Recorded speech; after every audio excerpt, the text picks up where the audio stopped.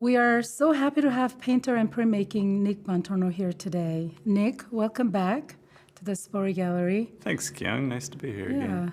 2 years ago, you shared with us your paintings, and this time you're back with a new exhibit of prints. So for our viewers, please explain what printmaking is. Well, printmaking is a really old and varied process. I guess today we do, like, you've heard words, lithography or screen printing was really popular in the 70s, but it probably started in the 1400s with engraving, and even before that with woodcuts. And so the type I do is called Intaglio printmaking, which is was developed in the mid-1400s and is working in a type of plate. So you engrave into a plate, put ink on it, put a piece of paper on it, run it through a press, which presses the paper into the plate, and then you're left with a paper copy of the image you created, and that paper copy becomes the artwork. Okay. So that makes books, prints, newsprints, all those things, same family? Is Right. that what you're saying? Yeah, all in the same family. Okay. And so the show going up here is of all intaglio prints, which are this process where I've engraved into a copper plate, and the addition that comes out of that, the prints that come out of that, become the artwork itself.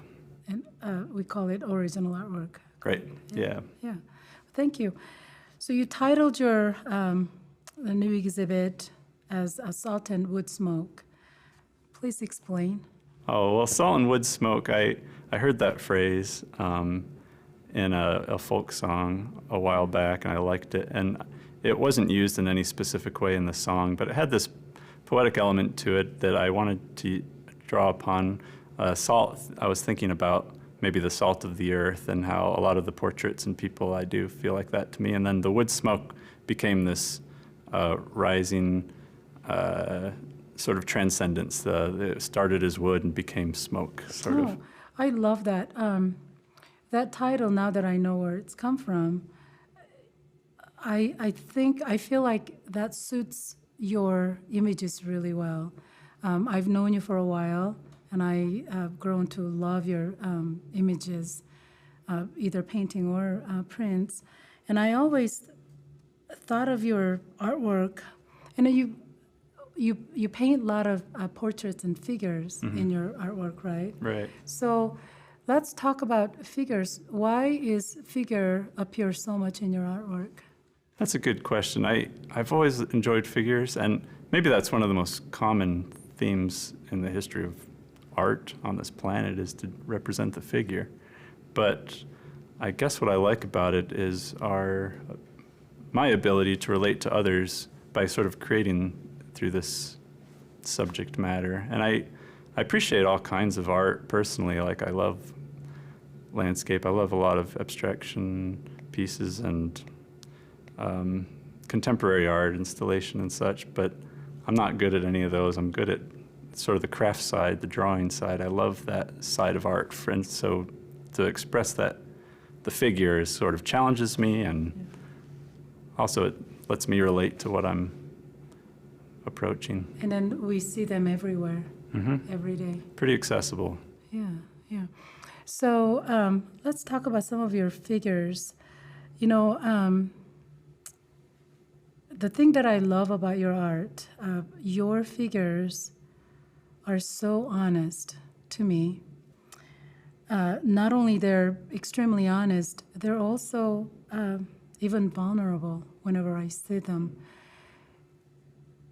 When did this unique style of, because anywhere if I see your prints or painting, I could tell it is Nick Bontorno. You have your unique style. When did that begin? Oh, I don't know. That's a good question. I think it's just was kind of innate in me. I started drawing from a really young age, and I've always drawn people. And so I don't know where the style comes from. It's a little bit how I feel, though, and how how I relate to people. I kind of draw out things that I connect with others, Yeah. and that kind of combination of both me and them become the artwork. Yeah. And then you either draw or paint not a specific group of people. They're usually somebody that I would know. Common folks. It could be my friend or my sister or my father. And then those Yeah. are your figures that I see. Yeah, I probably make works of friends and some family, and I think those are the people that I understand easiest, and so I can connect with them, and that's probably where my work takes its inspiration from, people around me. So Nick, you paint and you also make prints, and they're quite two different approach and process. What are some challenges or advantages that you find through this two different medium? Oh yeah, there are a lot of challenges with printmaking and a lot of restrictions. You can only work in so many sizes, and colors certainly limited. I work only with gray values, or blacks and whites and everything in between. And most intaglio printers probably do the same thing. So within those restrictions and the texture as well, the sort of lines and textures you can create, you have a limited set of methods you can use. So within those limitations, it's a little easier to maybe explore with these set possibilities. Oil painting, for example, you can essentially make anything you can conceive of, and sometimes more options makes it trickier. Yeah, and then you can go back and fix your mistake or the place that you don't like. Oh, right, yeah, with oil paint you can fix anything you like usually. Printmaking, not so, right? You put engraving into a piece of metal, and that's not going to come out very easily. I'll mark into metal. Okay, Nick, you create a lot of works. You paint, you make prints constantly. What drives you to create? That's a really good question. I think a big part of my desire to create comes from my desire to sort of process my emotions, and so I think it's a little bit of therapy involved in that, perhaps. And then also, it allows me to sort of say things that I don't know how to say in other ways. And that's kind of why that's a hard question to answer, because I almost can't put it into words. But something about creation, about making something out of nothing, where it wasn't there and then it is there. So is that a process that you find a joy, or the end product, or is it all of it? The process is really enjoyable. The end product is somewhat enjoyable. Yeah. Well, I've done few plates myself, and I was quite frustrated. I felt like I was controlled by the method and the acid, and so I was quite frustrated, and I can't imagine you take a joy out of that process. It needs a lot of patience. Yeah, it does require it. It needs. You have to be a little, I don't know, a little stubborn maybe to get through printmaking. Stubborn, yes. Because it's tricky. Yeah, it's You have easy to give up on. Yeah, you have to triumph. That challenge comes from Right. the things that you can't control. Once the technicalities and the medium becomes easier, it gets a lot more enjoyable, I think. Once you get beyond the easy mistakes at the beginning, which you have already. You get through that pretty quick, and then it becomes real fun. Yeah, yeah. And I think there's nothing more enjoyable to see a fine intaglio with line qualities and the degrees of simplified values that I enjoy more than any other thing. Me too. I'm with you. When I see Rembrandt was so good at his line, and Durer was just so meticulous. The old masters were really inspiring. And then today there's just a lot of people doing great stuff. I saw some David Hockney's recently, some prints he had done, and they're just phenomenal. There's so much good work being done in printmaking right now. It's funny that old cumbersome medium has lasted so long, Right. and that we still have it in our universities today, when it's like kind of expensive, kind of hard to figure out, and not always very colorful or. Yeah.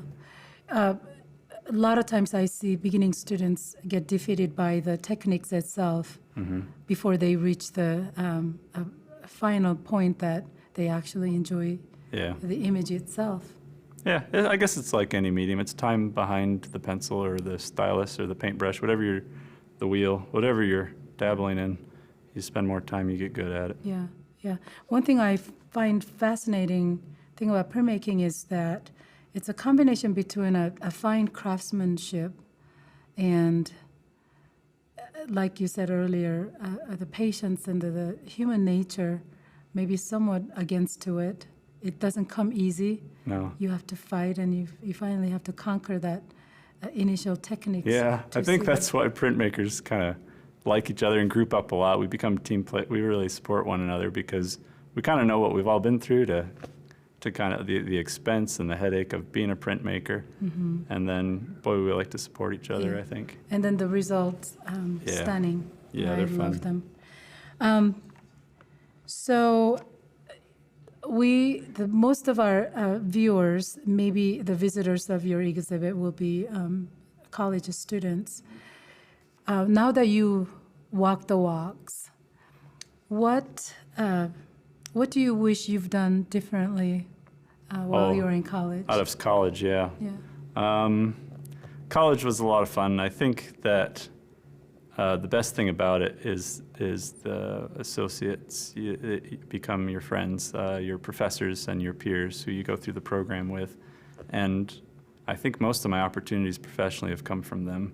And so that's not to be underestimated. I think if you're a young college art student, don't be the classic lone wolf. Make friends with everyone you're around, and they'll support you later when you're looking for show opportunities or you need feedback or you need, help in any way artistically. Network it. Yeah, a lot of networking. I think that's pretty important. Yeah, and I think this day and age, that's more so than any other time. We're so closely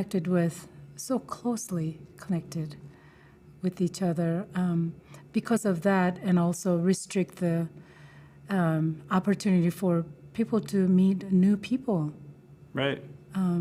Because it seems like there's close-knit groups are already formed, and almost impossible for you to budget in or find new. It's hard. Group of friends. Yeah, it's hard. I agree. Okay, so lastly, we have a lot of art major students starting. Do you have any advice for them, to those who are just starting out? Oh wow, yeah. I think something that has served me well has been both to be really aware of the art world and what it's doing, and current. Yeah, like goings. current trends and goings and shows that are happening, both like in your state and in your city and all over the world as well. Like, be really aware of the different things happening and see how you fit into that if you do. And then, but if you don't, I'd say maybe more importantly than that, make sure you're being true to whatever inner voice made you be an artist in the first place. I think you mentioned once that you were so glad you didn't follow a pressure or instruction to conform yourself to someone else's idea. Well, everyone's got ideas about how to be the right kind of artist, and I've been told everything, like do this, do that, and they're all fine ideas, and you can do them. But I kind of knew what I wanted to work on, and I stuck with it. And so there were times in school when I was a little bit stubborn, and maybe I didn't learn everything I could, but I learned everything I wanted to about what I approached. And so for me, it was really worthwhile just sticking to what I felt really strong about. I think a lot of students, maybe we yield to our professors more than we should for our grades or for something, but it's really important to follow that inner voice, I think. You're not telling be rebellious. You to a point I am, maybe. Yeah? Yeah. So you're saying find your own voice, do not be deterred, but look around and see what's out there, see where you fit in, Yeah. but not necessarily try to fit in and giving up your inner Right. voice. Right. Yeah. That summed it up. That sums it Yeah. up. Well, we're so glad to have your exhibit back to our gallery. Thanks, We Kim. received so well. Thanks. As I'm glad to always. be here again. Yeah. So we're looking forward to the opening reception. Mm-hmm. And again, thank you very much for coming. All right.